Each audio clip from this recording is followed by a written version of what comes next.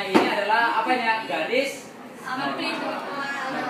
Coba misalnya kita mau memperhitungkan ini kan gelombang transversal ya. Kita bilang amplitudo. Amplitudo adalah simpangan terbesar. Kalau simpangan yang terbesar cuma begini. Ya cuma begitu. Tapi kalau misalnya ini batasnya, ini skalanya ya. Simpangan terbesar begini. Itu simpangan terbesar. Toh? Sekarang, kalau gelombang transversal misalnya frekuensi kan banyaknya gelombang dalam satu second. Ini kalau banyaknya gelombang ini cuma berapa ya? Tapi kalau frekuensinya ditinggikan begini ya. Oh ya.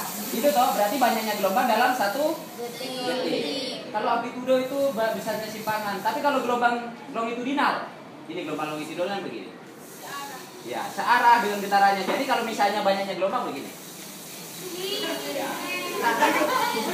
Kamu lihat area yang sedikit sisinya gelap itu namanya rapatan. Iya, rapatan dan regangan. Kalau begini regangan, kalau rapatan begini. Itu ada kelihatannya sisi gelap. Jadi kalau satu gelombang itu satu rapatan dan satu regangan.